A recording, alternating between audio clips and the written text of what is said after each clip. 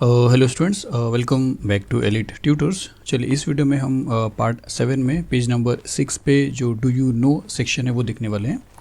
High Tide और low tide के बारे में देखने वाले हैं। तो क्या लिखा पहले वो देखते हैं, फिर इसको समझते हैं। देखिए क्या लिखा कि you must be knowing about the high and low tides that occur regularly in the sea. तो आप ये जानते ही हो कि सी के अंदर हाई टाइड और लो टाइड अकर होते रहता है। जो उन्हें पता चलता है जो कोस्टल एरियाज़ में रहते हैं, जो समुद्र के किनारे की जगह पे रहते हैं, उनको पता चलता है, क्योंकि वहाँ पे उनको पता चलता है पानी आगे आया है क्या पानी पीछे गया है। The level of sea water at any given location along sea shore आपको मालूम है समुद्र के किनारे कोई भी लोकेशन पे increases and decreases twice a day at regular intervals.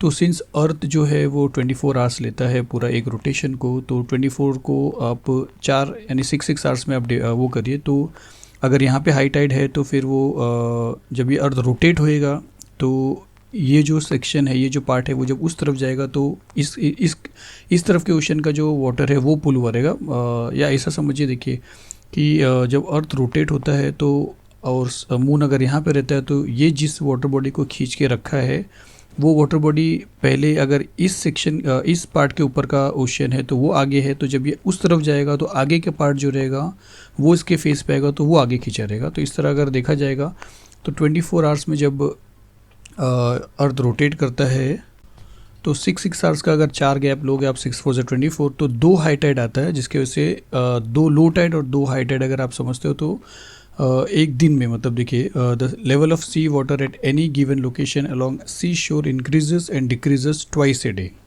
2 बार इंक्रीज होता है, 2 बार डिक्रीज होता है, ये आपको समझना है एट रेगुलर इंटरवल्स। और ऐसा नहीं, एक रेगुलर इंटरवल पे।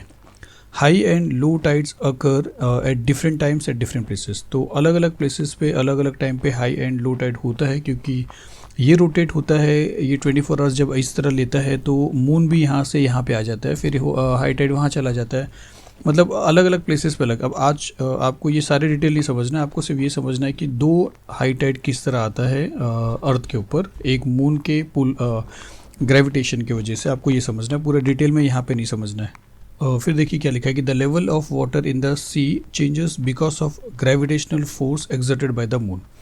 तो मून जो ग्रेविटेशनल फोर्स एक्सर्ट कर रहा है उसके वजह से जो सी में जो वाटर का लेवल है वो चेंज होता है। और इनफैक्ट सिर्फ मून के वजह से नहीं होता है स्टूडेंट्स, सन के वजह से भी होता है। तो हम यहाँ पे सन के बारे में नहीं पढ़ने वाले, क्योंकि क्लोजेस्ट जो है अर्थ के वो मून है, और मून का जो इफेक्ट है वाटर बॉडीज़ पे वो ज़्यादा है, वो आपको समझना है। सन का भी इन्फैक्ट होता है।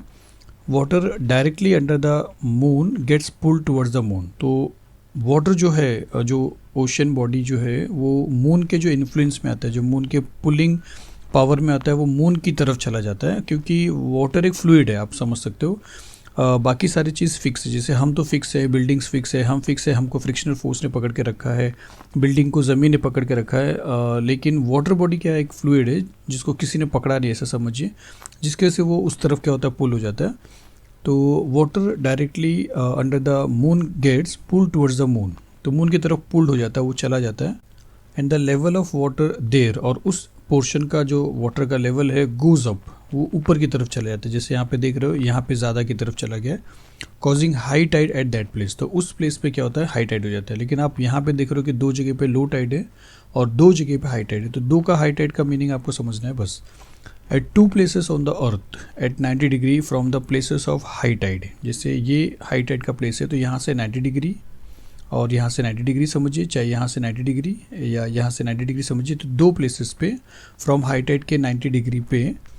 तो at 2 places on the earth at 90 degree from the place of high tide the level of water is minimum. Water का जो लेवल है वो मिनिमम रहता है। And low tides occur there as shown in the figure 1.6। तो वहाँ पे low tide आता है, मतलब एक टाइम पे आप अगर देख रहे हो तो 2 जगह पे आपको हाई टाइड दिखाई देगा और 2 जगह पे लो टाइड दिखाई देगा। तो आपको समझना है कि ये किस तरह होता है। तो चलिए शुरू करते हैं। सपोज़ करिए कि ये हमारा अर्थ है और ये जो ऊपर है वो ओशन है, ये ओशन है, समुद्र है पूरा समझिए। और यहाँ पे क्या है, मून है। और अब क्या हो रहा है कि अर्थ जो है, मून जो है वो अर्थ को अपनी तरफ खींच रहा है, और एट द सेम टाइम अर्थ जो है वो मून को अपनी तरफ खींच रहा है। दोनों का फोर्स जो है वो ग्रेविटेशन की वजह से आपको पता है, और इक्वल फोर्स होता है, ये भी मैंने आपको बताया है, अपोजिट डायरेक्शन होता है।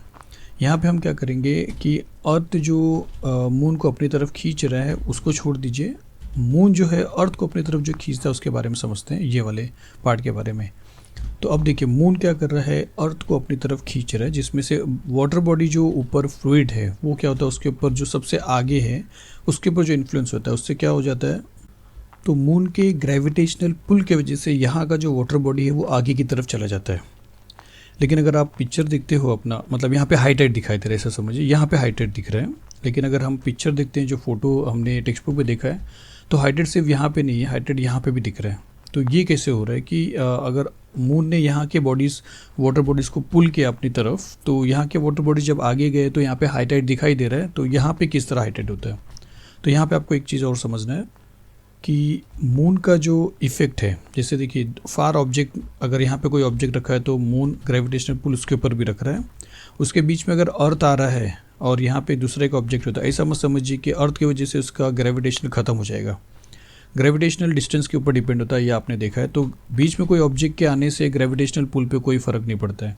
ऐसा नहीं कि यहाँ पे अगर अर्थ है और यहाँ पे मून है और मून ने अर्थ को अट्रैक्ट किया है तो अर्थ के पीछे किसी को रख देंगे तो उसके ऊपर वो मून का इन्फ्लुएंस रहेगा ही नहीं। तो ऐसा नहीं होता, सब जगह पे वो डिस्टेंस के हिसाब से, उसके हिसाब से वो क्या करता है, डिस्टेंस के हिसाब से अपना पुल रखता है। फॉर एग्जांपल जितना दूर का डिस्टेंस रहेगा उतना कम फोर्स रहेगा, ये भी हमने न्यूटन का पढ़ा था, जितना दूर। तो यहाँ पे अगर आप देखते हो तो 3 पोजीशन अगर आप लेते हो, जैसे ये फ्रंट पोजीशन लेते हो, उसके बाद अर्थ के सेंटर का पोजीशन लेते हो और फिर पीछे वाटर बॉडीज जो है उसका पोजीशन लेते हो, तो यहाँ पे अर्थ का जो मून का जो पुल है मैक्सिमम है, फिर इसके पीछे वाले अर्थ के सेंटर का जो पुल है वो थोड़ा सा इससे कम है और उसके पीछे जो वाटर बॉडीज़ है उसमें और भी ज़्यादा कम है।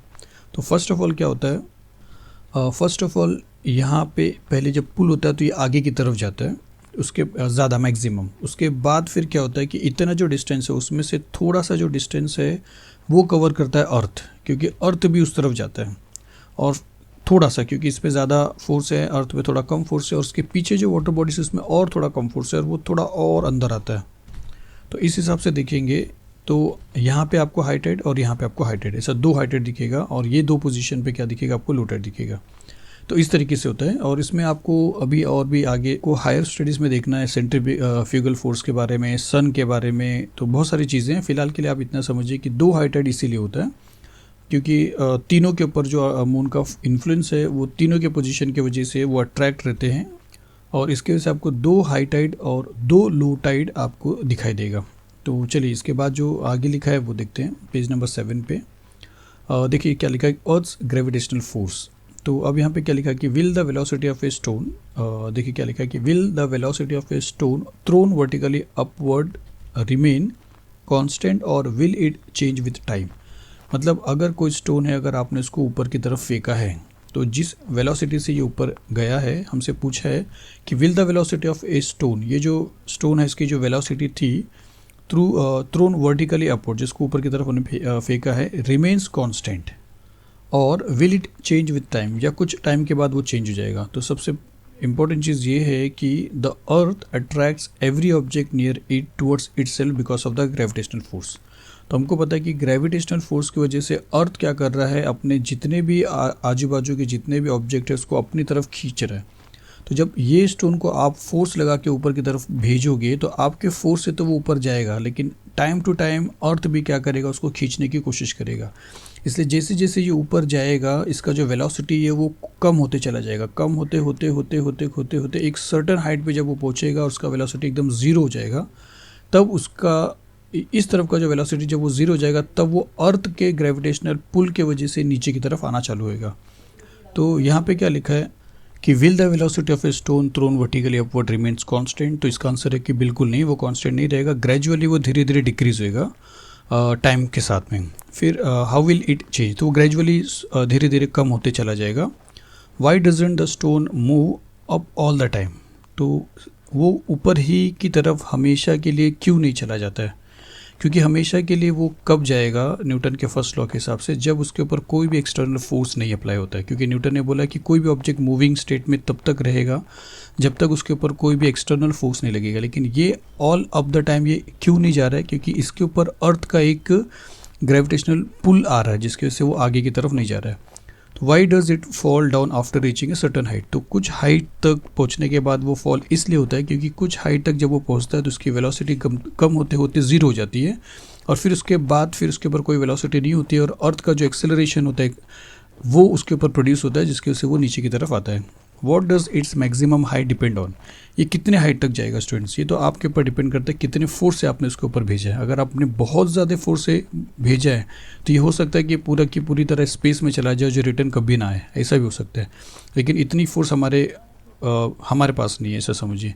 तो ये मैक्सिमम हाइट जो रीच करता है वो डिपेंड होता है कि कितने फोर्स से हमने इसको ऊपर की तरफ फेंका है। तो यहाँ पे क्या लिखा है कि the earth attracts every object near it towards itself. Earth हर एक चीज़ को अपनी तरफ खींचता है because of the gravitational force.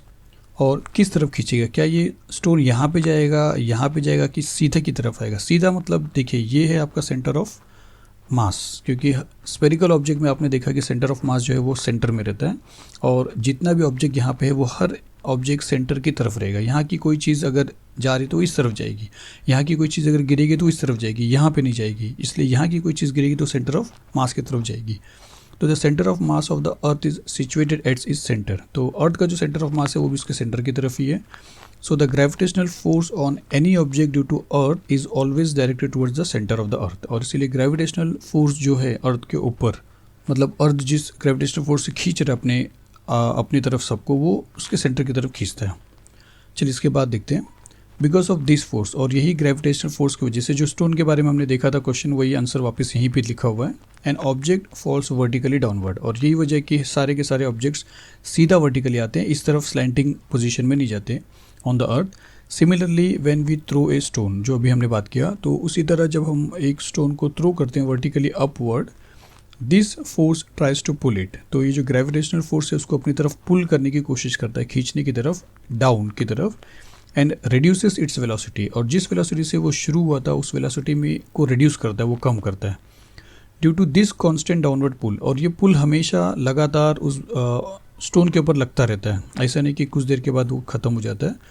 तो due to this constant downward pull the velocity becomes zero after a while. कुछ टाइम के बाद वेलोसिटी क्या होती है उसकी, स्टोन की ज़ीरो हो जाती है। फिर द पुल कंटिन्यूस, लेकिन पुल जो है वो कंटिन्यू ही रहता है, और कंटिन्यू होने के बाद फिर वेलोसिटी ज़ीरो होने के बाद फिर वो नीचे की तरफ आना शुरू होता है। तो the pull continues to be exerted and the stone starts moving vertically downward. और फिर स्टोन क्या होता है, नीचे की तरफ आना शुरू होता है towards the centre of the earth under its influence. तो ग्रेविटेशनल के इन्फ्लुएंस में टुवर्ड्स सेंटर ऑफ द अर्थ की तरफ वो जो स्टोन है वो नीचे की तरफ आना शुरू होता है। चलिए पार्ट 7 में इतना ही देखना था। पार्ट 8 में हम जो टेक्स्ट बुक में सम्स है, न्यूमेरिकल है, वो देखने वाले हैं। तो चलिए मिलते हैं नेक्स्ट वीडियो में, और थैंक यू वेरी मच।